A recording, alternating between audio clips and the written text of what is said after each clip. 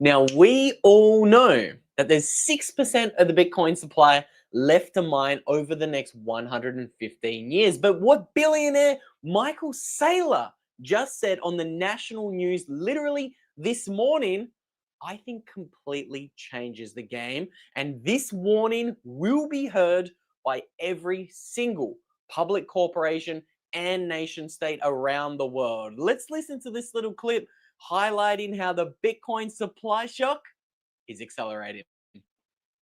We've talked about how much harder it gets to mine, and there's halving. When is the next halving, and what are the next moves that would cause the asset Bitcoin to get to some of these? I don't know whether you have Tom Lee type projections. I think Tom the other day said eventually it could get to 2.5 million per coin or higher.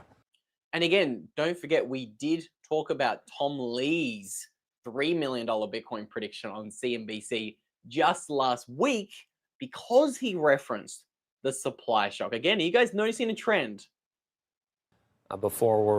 We never really will get to mining the last coin, will we? Not in our lifetime.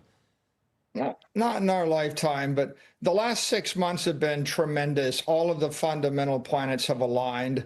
Bitcoin's been acknowledged as the one digital commodity in the world by the administration. The banking regulators have given a green light to bank Bitcoin. The accountants have upgraded the accounting to fair value accounting. There's been a surge of Bitcoin treasury companies. There's like 100 public companies or more that are holding Bitcoin on their balance sheet, and every single week there's another announcement. I think that, it used to be we're focused on the halvings, but at this point, the entire natural supply of Bitcoin is only 450 Bitcoin available for sale every day. That's sort of about $45, $50 million a day at this level. That is all being consumed by the Bitcoin treasury companies, and the Bitcoin ETFs are coming on strong. So I'm very bullish. My forecast in July of last year in Nashville was Bitcoin's going to appreciate 29% a year on average for the next 21 years. And that moves it from, it was about mid-60s, 65,000 to 13 million a coin in the year 2045.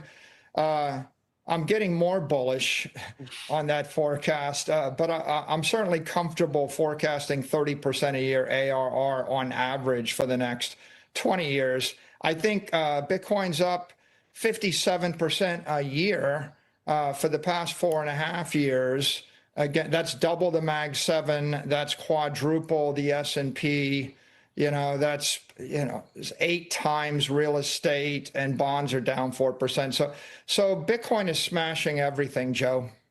So I do want to talk about why Michael Saylor is even more bullish and why it sounds like he's about to raise that $13 million Bitcoin base case by 2045. So this is his 21-year forecast for Bitcoin. But before we break out the Bitcoin Kager calculator, I want to just talk about the first thing he said in that clip.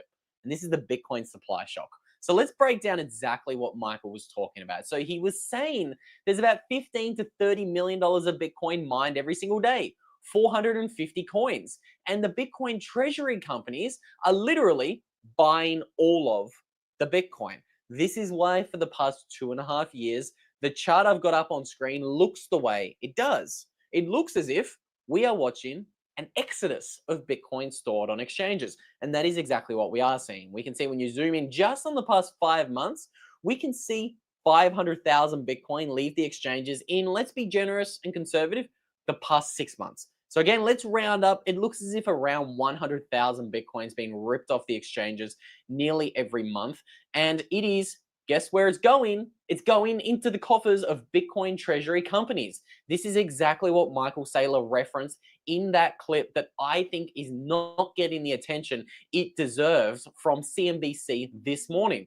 We can see Bitcoin treasury companies just bought 90,000 Bitcoin in Q1 2025. 95,431 big ones to be exact. Now, something that I haven't talked about is a little box I want to show you on this chart right here. This is the Bitcoin treasury companies. Now, Michael did reference the growing number of Bitcoin treasury companies. When we pop back, we can see it's actually 225 public companies right now have Bitcoin on the balance sheet. Now, what I think is really interesting is that this is a one-way street. There is one little column that I want you guys to pay very close attention to on the chart that I've got on screen right now. This is showing the direction of the Bitcoin holdings from each company. I'm going to hover my little mouse over it. But how many of these companies are selling Bitcoin? This little chart, this little line, it's indicating whether their Bitcoin holdings is increasing or decreasing. The large majority of these Bitcoin treasury companies are increasing their Bitcoin holdings over time. Yes, there are some companies who sell a little Bitcoin or play a little bit of, lettuce hand Dave Portnoy selling of their Bitcoin too early. There's some of them. But the majority of these companies on screen, they're diamond-handed. They are not selling their Bitcoin. And this is what Michael's talking about. He's saying openly in that clip from CNBC, there is a supply suffocation. The public companies are buying all of the Bitcoin. Most of the Bitcoin on the balance sheet of these public companies, it looks like this chart here. This is the Bitcoin holdings of Metaplanet going absolutely parabolic. Or it looks like MicroStrategy's holdings of Bitcoin. If we jump on over and have a look at the growing 580,000 Bitcoin stack on MSTR's balance sheet, you can see that thing is only growing more and more parabolically. Have a look at that thing. It is mooning. And this is obviously causing a lot of people to start asking the question, why is the price of Bitcoin not pumping when the supply of it, as we can see with the coins on exchanges, is plummeting? Now, again, this is the price of Bitcoin. Let's take a little bit of a peep in at the price of Bitcoin while we've got 420 of you guys on the live stream. Look at that. No pun intended. That just happens to be the magic number of today. Welcome if you guys are tuning in. Let me know in the comments down below why you think the price of Bitcoin is not pumping. Again, I might talk about the paper Bitcoin speculation and the rumors that are circulating this week a little bit later on. But before we get there, this is the price. I mean, guys, we're doing okay right now. Again, Bitcoin very methodically is moving higher. We're having periods of pullbacks, consolidations, which is absolutely fine. Bitcoin does sometimes aggressively rally in the space of a couple of months, and it takes a couple of months to, cool down a little bit. We had a big move back above $100,000, and we're just kind of moving sideways here. Anybody who is, wanting Bitcoin to move in a little bit more of an aggressive fashion, I just encourage you guys, please, let's slow down a little bit here. Bitcoin does do this in bull runs, okay? It has corrections. It has times to cool off. This does not mean that the Bitcoin bull run is over. Let's pull up my favorite chart. This is a little bit of a cheat sheet that I always like to remind you guys of in bull runs. Let's take a peep and have a look at what happened in 2017. Bitcoin's most recent real bull run. That's right. I don't think 2021 was a bull run. I'm not going to go through all the reasons why I think it was an invalid Bitcoin bull run to be looking at and modeling our future expectations on for future bull runs. I think we should be looking at what happened in 2017. Let's have a look. We saw 6 corrections bigger than 28% in that 2017 bull run as Bitcoin 20x'd in 9 months. That's right. It went from $1,000 to $20,000 in literally 9 months, catching absolutely everybody off guard. And I just think what we're seeing right now, guys, is just a little bit, it's a little bit of a nostalgic flashback to what happened in 2017. We're just recharging. If you kind of zoom out and have a look at Bitcoin since 2022, you can kind of see a little bit of what I'm talking about here. You can kind of see move up, consolidation, move up, consolidation, move up. And this is what we're going to see. We're going to continue to see Bitcoin stair step higher, climb higher. And I think it's absolutely fascinating that we now have billionaires and people like Tom Lee going on the national news and saying we are seeing a supply suffocation and it is not slowing down. We showed you this earlier in the week. One company, the company with a name of 21, literally came out and just swept, casually swept 10% of the existing Bitcoin off of that exchange called Bitfinex. They just cleaned them out 10% in one buy. I love this tweet. This is not a supply shock, it's a demand shock. We are witnessing a demand shock. And this is why Michael is saying, hey, maybe my original $13 million Bitcoin price prediction was just a little bit bearish. And this is because of what he referenced in that clip on CNBC.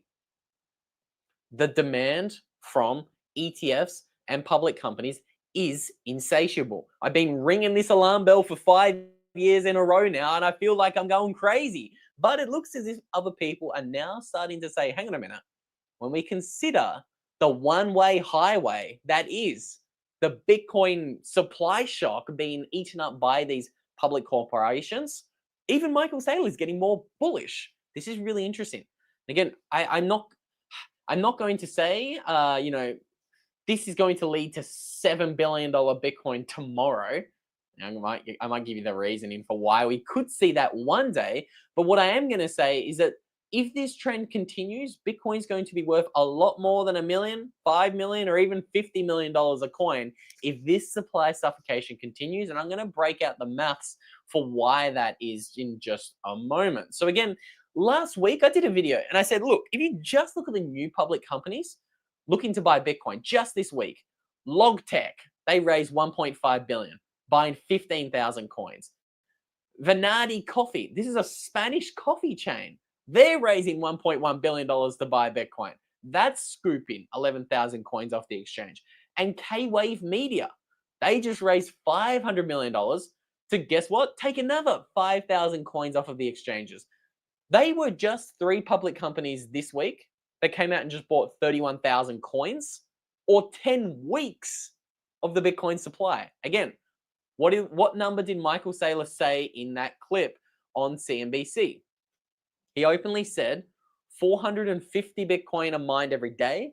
That means a little over 3,000 coins are mined every week. 3 brand new public companies just literally bought 30,000 coins, or 10 weeks worth of supply. This is bullish, but it's not nearly as bullish as what I saw happen earlier today, because we now have Trump media is raising $12 billion to go out there and buy more Bitcoin treasury companies. And this is coming at the exact same time that this supply suffocation continues to brew. We can see it's not just Trump media coming out and scooping Bitcoin and taking it off of the exchanges, but we now see that Jamie Dimon is potentially unlocking a $100 trillion market to buy Bitcoin, because now he's saying he could be looking at Bitcoin-backed bonds at JP Morgan. That is a $4 trillion giant, and this could now unlock the $300 trillion debt market to start to flood into the Bitcoin space. That is not an exaggeration, but this headline, combined with the fact that now Trump media wants to raise $12 billion worth of new shares to go out there and not only buy more Bitcoin, but Bitcoin, treasury companies. I think this is just the final nail in the coffin that says that Bitcoin is not going to be adopted in the way that we all expect it to be adopted. Things are going to get exponential. Things are going to accelerate in a way that I think most people are not prepared to do and not prepared for, so to say. And I just think it's only a matter of time before we continue to see the number of Bitcoin on exchanges continue to shrink, and it's going to continue to do so in a way that I think is going to catch absolutely everybody off guard. Nobody is prepared for who is buying Bitcoin and at the pace they are buying Bitcoin right now. It's scary.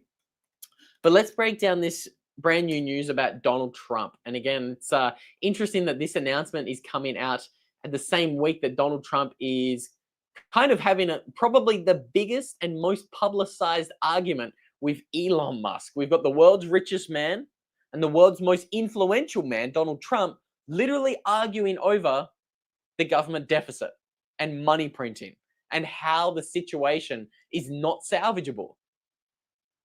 Have you got Bitcoin? Imagine actually selling Bitcoin today while you have these two titans arguing over the unfixable problem of the debt. Just a little aside I wanted you guys to know about. But again, Trump's media company registers $12 billion in new securities eyeing a Bitcoin ETF. Let's break down exactly what this means. They're going to be issuing 84 million shares of common stock, potentially raising as much as $12 billion. This is absolutely huge. And this is after their initial $2.44 billion raise just last week. Again, this is going exponential. A lot of people said, all right, they're raising 2.44 billion. This happened last week, but a lot of people said, it'll just be a one-off. They just did another raise 6 times the size. And we just showed you in the tweet that I pulled up a moment ago what kind of impact this could potentially have on the Bitcoin supply. Now, again, caveat, these guys are buying Bitcoin companies who are going out there and buying Bitcoin. So there is a little bit of a, a bait and switch going on. This company, Trump Media, Trump Social, these guys aren't necessarily buying Bitcoin directly with all of that capital, but you guys can see a $12 billion raise is huge, because a $1.5 billion raise, that would rip 15,000 coins off of the exchange. Think about that for a minute. 15,000. A $1.5 billion raise to buy Bitcoin, that alone is ripping over 30 days of supply off of the exchanges. A $12 billion raise, again, if it were being used to buy purely Bitcoin, is that 120,000 coins? Which is just kind of insane when you think about it. And this is where we need to start crunching the maths, because in the clip that we showed you initially of Michael Saylor on CNBC, he did say not all of the Bitcoin will be mined in our lifetime. That's right. We have about 5% of the Bitcoin supply left to mine over the next 115 years. And people aren't prepared for the exponentiality of how this supply will be distributed. Because when we take a little bit of a peek at the Bitcoin mining rewards chart, you can see things get really wonky here in the future. Even just by the year, let's take a peep at 2048. It's only really, 23 years into the future? All of the miners and all of the computing power all around the world will be competing for 0.048 Bitcoin every 10 minutes. That is the block reward paid to the miners every 10 minutes. 5% of a Bitcoin. Think about how much computer power is going to be fighting over that 5% of a Bitcoin every 10 minutes. Once a new block is added onto the Bitcoin blockchain, which you guys can see on screen right now, each miner will only receive 5% of a Bitcoin. Again, I think things are getting bullish. And again, I kind of mentioned it earlier in the show here. But what happens if more and more of this Bitcoin is locked into the hands of people who do not have the intentions to sell? Like what Michael Saylor was kind of saying. This is a little bit of a Hotel California situation. Once you check in, you can't leave. And this is kind of what we're beginning to see. Or no, not beginning. This is kind of already what we have seen with these Bitcoin treasury companies. Over 90% of these companies, when they buy Bitcoin, they don't sell Bitcoin. Again, this is the chart I haven't really, I've showed you this website so many times because I think it's the most important website in Bitcoin to understand. But I haven't showed you that 90% of these charts and these graphs, they're all trending in one direction. That's up. Yes, around 1 in 10 of these companies has sold Bitcoin previously. Around 1 in 10 when you crunch the numbers. But 90% of these companies accumulate Bitcoin. And this is really a one-way highway. This trend is not slowing down. It's only accelerating. And I think it's only a matter of time before this is the catalyst that sends Bitcoin to tens of millions of dollars per coin. I do not think this trend is going to slow down. And I think the fact that we have this new news of Trump Media now saying, all right, we raised $2.4 billion recently. Now we're raising $12 billion this week. This is a sign that this trend is accelerating. It's proven. It's got all of the green lights from the regulators and the bureaucrats, and it is not slowing down.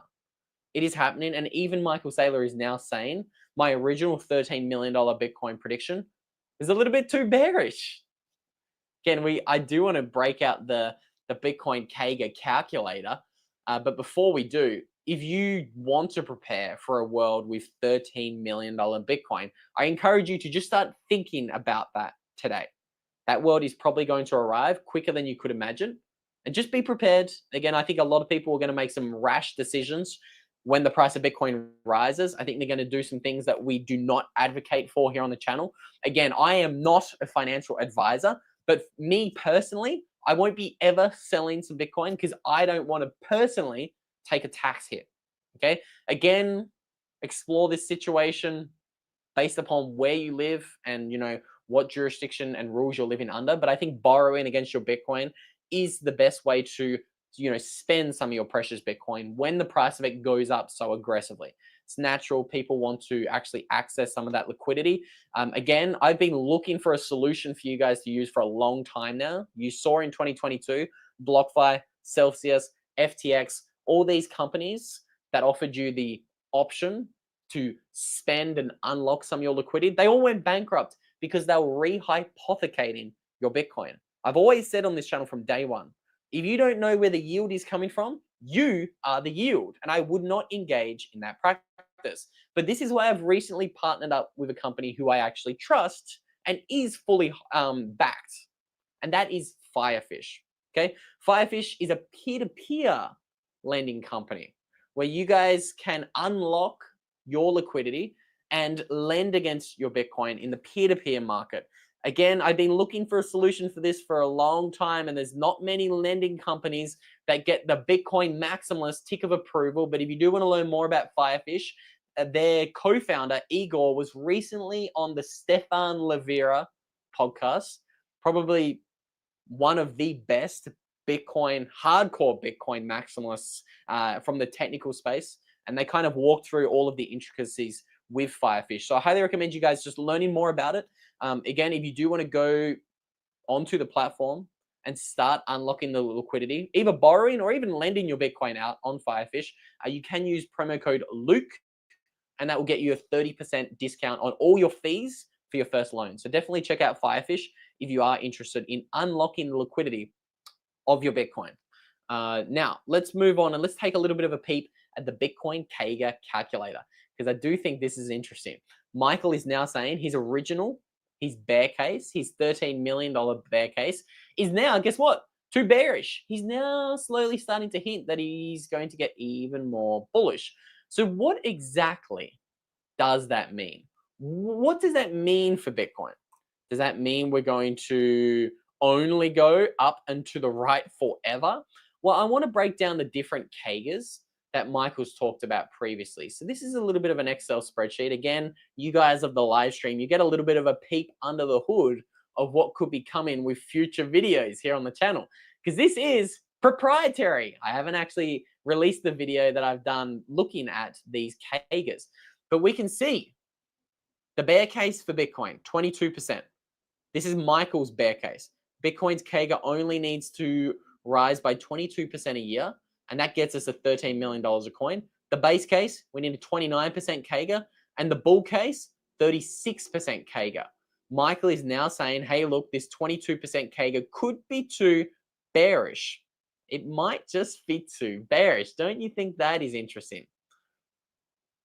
I'm just checking the comments to see what you guys think the Kager of Bitcoin could be in the future and where it is going to be in 20 years' time.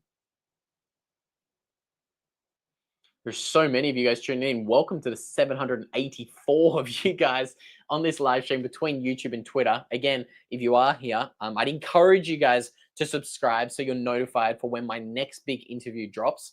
I am going to be also dropping my deep dive where I look into these Bitcoin Kagers. And again, nobody's run the numbers that I run on this Excel spreadsheet. You're only seeing a section of it. So again, nobody can go steal that idea before I do it. It's already done and it's been released this week. So stay tuned for that. Again, the live viewers, you guys get that as soon as it happens. I'm not interested in Fartcoin either. I can guarantee you that.